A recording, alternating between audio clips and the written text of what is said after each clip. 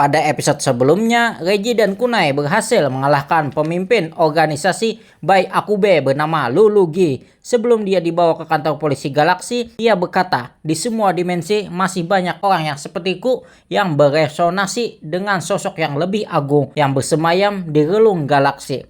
Mendengar hal tersebut, Komandan Kunai teringat dengan kata-kata Lulugi itu. Jadi yang dimaksud Lulugi, siapakah sosok agung tersebut?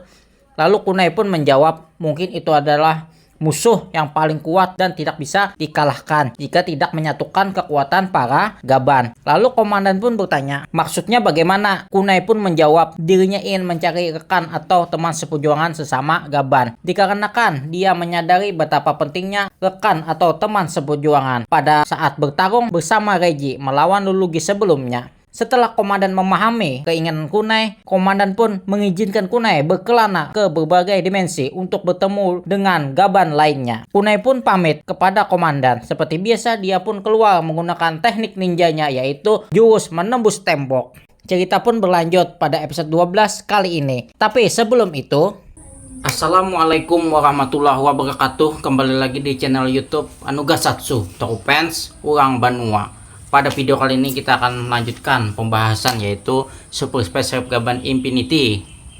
Ya, sebelum itu jangan lupa dulu subscribe, klik tombol loncengnya agar tidak ketinggalan video saya selanjutnya.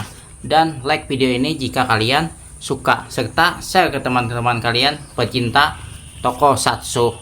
Ya, untuk mempersingkat waktu, kita langsung saja bahas yaitu Gaban Infinity episode 12. Di awal cerita, kita kembali ke bumi Multiverse A8018 yaitu dunianya Setsuna, di mana Setsuna sedang berlatih di ruangannya menggunakan pedang kayunya. Kemudian datanglah Roy Amoy, lalu dia berkata, apa yang kamu pikirkan sampai-sampai tidak menyadari kedatanganku, kata Roy Amoy. Lalu Setsuna menjawab bahwa Reggie dan Agi pernah berkata kepadaku, Emogi Hiso milikku ini dekat denganku dikarenakan aku memiliki emosi atau perasaan, padahal aku cuma manusia buatan. Lalu Roy Amoy berkata, mungkin dirimu sudah lama berinteraksi dengan manusia maupun alien, jadi mungkin saja emosimu tumbuh mulai dari situ. Untuk membuktikan hal itu, Setsuna melakukan sesuatu. Yang pertama, dia mengiris bawang bombay agar mengeluarkan air mata, sama seperti manusia, namun itu tidak berhasil. Yang kedua, Setsuna mencoba menguap kayak seperti manusia agar mengeluarkan air mata, namun itu juga tidak berhasil. Keesokan harinya, Setsuna mencoba mendatangi ke tempat yang ada di selembaran brosur. Setelah sampai di sana, Kunai pun keluar dari tembok tanpa sengaja menabrak Setsuna yang sedang berjalan. Dengan sedikit percakapan antara Setsuna dan Kunai, kemudian ada seseorang yang memanggil dan mempersilakan masuk untuk peserta Loka Karya. Ya, berarti si Setsuna itu sudah mendaftar jadi peserta Loka Karya yang ada di selembaran brosur yang dia dapat, kan? Sebelum Setsuna masuk ke dalam ruangan, kan, dia berkata kepada Kunai bahwa lain kali jika ingin menembus tembok, kan, jangan sampai menabrak orang lain lagi. Itu saja artinya, kan, ceramah Setsuna. Ya, oke, lanjut. Di dalam ruangan Loka Karya, orang yang memanggil Setsuna tadi untuk masuk ke dalam ruangan bernama Goran, dan dialah yang menyelenggarakan pelatihan agar bisa mengeluarkan air mata, di mana para peserta yang juga di sana tidak bisa mengeluarkan air mata atau tidak bisa menangis. Kemudian pelatihan pun dimulai dengan cara merelaksasikan tubuh atau pemanasan agar bisa mengeluarkan air mata lebih mudah, kata si pelatih. Di sisi lain, Kunai yang masih berjalan di koridor gedung pelatihan tersebut, tiba-tiba dia bertemu dengan Reggie di sana. Lalu Kunai bertanya, kau sendiri mengapa di sini? Reggie pun menjawab, karena aku mendeteksi adanya reaksi negatif di sekitar sini, maka dari itu aku datang ke sini. Lalu Reggie pun bertanya kepada Kunai, mengapa kau ada juga di sini? Lalu si Kunai menjawab, aku datang ke sini untuk menemui Gaban yang ada di dimensi di sini. Setelah percakapan selesai, Kunai pun mendengar ada suara tangisan seseorang di dalam gudang. Setelah sampai di depan pintu gudang, seperti biasa Kunai mengeluarkan jurus ninjanya yaitu jurus menembus tembok dan membukakan pintu yang ada di dalam. Kembali ke ceritanya Setsuna, di mana para peserta disuruh memainkan drama yaitu sebuah naskah agar bisa menangis atau mengeluarkan air mata, namun itu tidaklah berhasil. Kemudian si Goran yang si pelatih tadi itu, kan, menempukkan bahu para peserta termasuk Setsuna. Setsuna yang langsung merasakan hal aneh, dia pun berkata kepada si Goran, tindakanmu ini ikut campur atau menarik paksa emosi orang lain, kan itu tidaklah bisa dimaafkan. Karena di sana terlalu banyak orang kan, terlalu banyak peserta kan. Si Goran pun pura-pura tidak mengerti apa yang kau maksud ya. Kemudian Goran merasakan ada yang masuk ke dalam ruangan gudang. Maka dari itu Goran pun dengan sopan agar tidak ketahuan kejahatannya itu kan berkata, aku permisi dulu, ada urusan mendadak. Jadi loka karya ini kita tunda dulu ya. Nah, karena pembicaraan belum selesai kan, alias Goran tidak menjawab perkataan si Setsuna, maka dari itu Setsuna pun mengejar si Goran.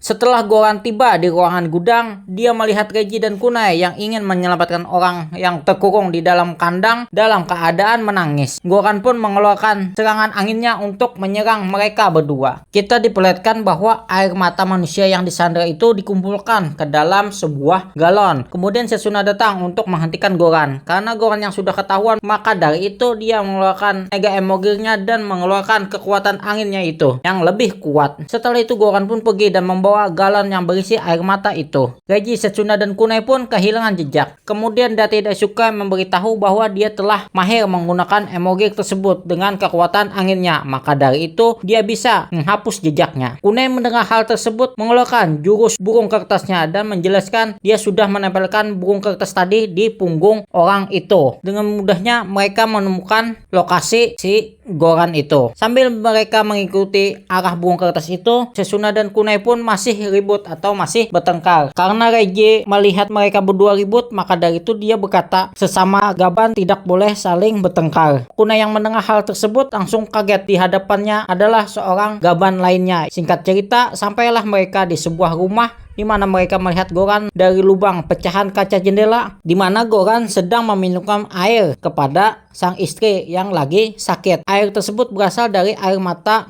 para peserta lokakarya yang tadi yang menangis. Air mata tersebut bisa menyembuhkan penyakit istrinya Goran, namun itu cuma sementara. Maka dari itu dia ingin mencari air mata orang lain yang lebih banyak. Setelah itu Goran ingin keluar rumah, tiba-tiba kaget ada mereka bertiga. Goran yang menjelaskan kepada mereka itulah sebabnya dirinya mencari air mata orang lain.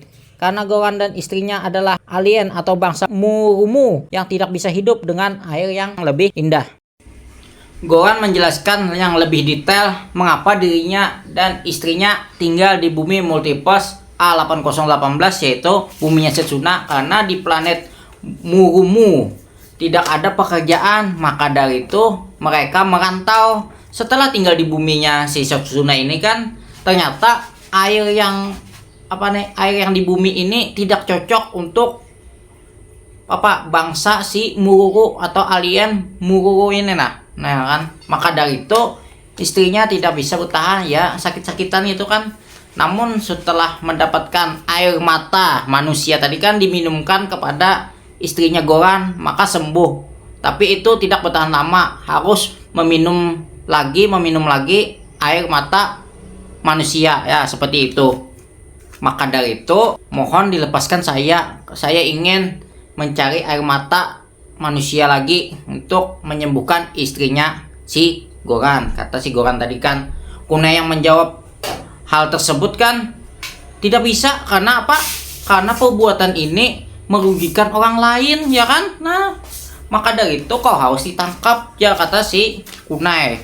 Mendengar hal tersebut kan Goran pun tidak terima dan marah. Kenapa? Kalau tidak bisa mendapatkan air mata, takutnya istri saya meninggoy. Nah, itu akibatnya Goran pun marah dan mengakibatkan air mata yang dikumpulkannya tersebut tuh berubah menjadi monster Emons. Goran yang tidak ingin ditangkap, maka dari itu dia pun melarikan diri. Setsuna pun mengejarnya, sedangkan Kunai dan Reiji yang melawan monster Emons. Singkat cerita, di mana Goran tidak bisa kemana-mana lagi alias jalan buntu, Setsuna yang sudah mengepung Goran agar bisa berhenti melakukan hal jahat tersebut. Akan tetapi Goran tetap saja ngeyel. Demi menyelamatkan istrinya, dia pun rela melakukan hal itu. Kemudian Goran memanggil monster Emons tadi kemari dan menyerang Setsuna. Dengan cepat Setsuna berubah menjadi Gaban Bushido. Reji dan Kunai pun datang menghampiri Setsuna. Reji pun menahan Kunai agar tidak ikut campur dalam pertarungan tersebut. Lalu Reji pun memberikan kekuatan laser kepada pedang Setsuna agar bisa mengalahkan monster Emos. Akhirnya monster Emos pun dikalahkan oleh Setsuna, dan sumber air dari monster Emos tadi yaitu air mata manusia yang dikumpulkan. Maka dari itu air mata tersebut berjatuhan dan menjadi hujan. Goran yang kalah cuma bisa pasrah atas kekalahannya itu. Kemudian dia ditahan oleh polisi galaksi, sedangkan istrinya dirawat dan ditangani oleh medis. Kemudian datanglah unit Dorado menghampiri Reji, Setsuna dan Kunai. Lalu Reji berbicara apa barang yang dimaksud sudah berhasil didapatkan. Di sini Agi menjelaskan maksud dari Reji barang tersebut adalah air yang jernih, di mana Setsuna sudah memberitahu lokasi air jernih tersebut kepada Agi. Air tersebut adalah air yang berkualitas terbaik, jadi cocok dengan bangsa Murumu. Lalu Reji berkata dengan begini mereka berdua yaitu Goran dan istrinya bisa hidup di bumi ini karena sudah memiliki stok air jernih didapatkan oleh Agi tadi, dan kasus pun selesai. Kunai yang ada di sana berkata kepada Setsuna bahwa dirinya menunjuk Setsuna menjadi rekan seperjuangan sesama Gaban karena jalan Gaban Setsuna itu tadi sungguh mengagumkan, dan Setsuna pun menerima menjadi rekannya. Kemudian Kunai pun bertanya, sejak kapan kau kenal sama Infinity atau Reji? Setsuna menjawab, sudah lama aku kenal dengan Reji dan dialah yang menjadi sosok bisa disebut dengan guru dalam jalan Gabanku ini, kata Setsuna. Dan berakhirlah episode 12 kali ini. Ya, kasus selanjutnya kita kembali lagi ke dunia Kiki dan Koto, di mana Kiki diculik oleh seseorang. Kemudian Kunai pun ada di sana dan ingin menyelamatkan Kiki. Bagaimanakah cerita selanjutnya? Saksikan Gaban Infinity episode 13 minggu depan. Ya, terima kasih telah menonton pembahasan saya pada video kali ini. Ya, mohon maaf jika masih ada kekurangan atau kesalahan dalam menyampaikan pembahasan pada video kali ini. Ya, akhir kata, assalamualaikum warahmatullahi wabarakatuh. Salam Tokupens, urang Banua. Dadah.